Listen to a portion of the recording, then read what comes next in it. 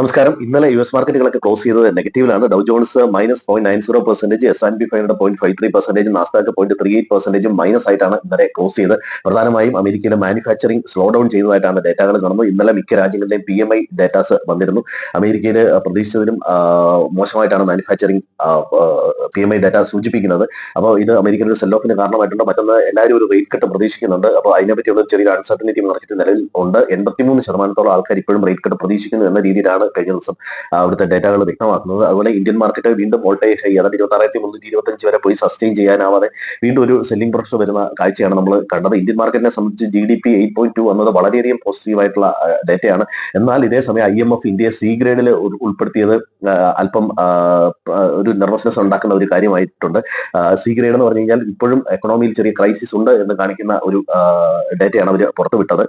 അതുപോലെ തന്നെ ഇന്ത്യൻ മാർക്കറ്റിൽ കഴിഞ്ഞ ദിവസം വന്ന ഡേറ്റകളൊക്കെ മോശമാണെന്ന് വേണമെങ്കിൽ പറയാം. അതായത് ഇൻഡസ്ട്രിയൽ പ്രൊഡക്ഷൻ ഡേറ്റ വന്നത് ഏതാണ്ട് 14 മാസത്തെ ലോ ആണ്.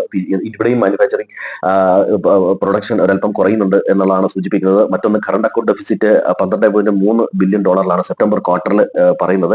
മറ്റൊന്ന്, GST കളക്ഷൻ കുറഞ്ഞിട്ടുണ്ട്. GST കളക്ഷൻ 1.7 lakh crore ആണ്. അതായത് 12 മാസത്തെ ലോ ആയിട്ടാണ് കാണിക്കുന്നത്. ഒരുപക്ഷെ GST റിഡക്ഷനൊക്കെ വന്നതാവാം GST ഇതുപോലെ കുറയാനുണ്ടായിരിക്കുന്ന പ്രധാനപ്പെട്ട കാരണം. ഇതൊക്കെ മാർക്കറ്റിനെ ഒരല്പം നെഗറ്റീവായിട്ട് ബാധിക്കുന്ന കാര്യമാണ്. ഇപ്പോൾ ഇന്ന് GNX നിഫ്റ്റി അല്പം നെഗറ്റീവായിട്ടാണ് ട്രേഡ് ചെയ്യുന്നത്. മറ്റ് ഏഷ്യൻ മാർക്കറ്റുകളെല്ലാം പോസിറ്റീവായിട്ടാണ് ഇപ്പം ട്രേഡിംഗ് നടക്കുന്നത്. ബിറ്റ്കോയിൻ അടക്കമുള്ള ക്രിപ്റ്റോ കറൻസിയും നല്ല രീതിയിലുള്ള ഒരു ക്രാഷിന് ഇടയായിട്ടുണ്ട്. മറ്റൊന്ന്, ചൈനയിൽ നിന്ന് വന്ന ഡേറ്റകളിൽ ചൈനയിലെ മാനുഫാക്ചറിംഗ് ഡേറ്റയും അതുപോലെ വ്യാവസായിക മേഖലയുടെ ലാഭവും ഏതാണ്ട് -5.5 വരെ താഴ്ന്നെന്നാണ് കാണിക്കുന്നത്. ഇതാണ് ഇന്നലെ ഇന്ത്യൻ മാർക്കറ്റിലെ GDP ഡേറ്റ പോസിറ്റീവായിട്ടും ഗ്ലോബൽ മാർക്കറ്റ് പൊതുവെ ഇന്ത്യൻ മാർക്കറ്റിന് അനുകൂലമല്ലായിരുന്നു. മറ്റൊന്ന്, ജപ്പാനിലെ ഇൻഫ്ലേഷൻ ഡേറ്റ വന്നത് കൂടുന്നു എന്ന തരത്തിലുള്ള വാർത്തകളാണ് വന്നത്. റഷ്യൻ എണ്ണ കപ്പലുകളെ ഉക്രൈൻ ആക്രമിച്ചത് അതുകൂടാതെ തന്നെ ഒപെക് പ്രൊഡക്ഷൻ ഇനി വർദ്ധിപ്പിക്കുന്നില്ല എന്നുള്ള തീരുമാനം എടുത്തതൊക്കെ ക്രൂഡ് ഓയിലിന്റെ വില വർദ്ധിക്കുന്നതിനും കാരണമായി. ഇതൊക്കെ ഒരു പ്രധാനമായിട്ടും ഇന്ത്യൻ മാർക്കറ്റിനെയും നെഗറ്റീവായിട്ട് ബാധിച്ചു എന്ന് വേണമെങ്കിൽ പറയാം. ഇന്ത്യൻ മാർക്കറ്റിൽ അതൊരു പ്രോഫിറ്റ് ബുക്കിങ്ങിന് കാരണമായിട്ടുണ്ട്. ഇന്നലെ വൊക്കാർഡ് ഫാർമയ്ക്ക് FDA അപ്രൂവൽ കിട്ടിയിട്ടുണ്ട്, അവരുടെ ആന്റിസെപ്റ്റിക് മെഡിസിന്. അപ്പൊ അത് വൊക്കാർഡ് ഫാർമയെ നന്നായിട്ട് സപ്പോർട്ട് ചെയ്തു. അതുപോലെ Bajaj finance 2% stake sale, Bajaj ഹൗസിംഗിന്റെ 2% സ്റ്റേക്ക് സെല് ചെയ്യുന്നു എന്നുള്ള വാർത്തയുണ്ട്. അതുപോലെ ഗവൺമെന്റ് 6% സ്റ്റേക്ക് വിൽക്കുന്നു ബാങ്ക് ഓഫ് മഹാരാഷ്ട്രയുടെ എന്നുള്ള വാർത്തയുണ്ട്. ഇതൊക്കെയാണ് മാർക്കറ്റിനെ സംബന്ധിച്ച് പ്രധാന ന്യൂസുകൾ.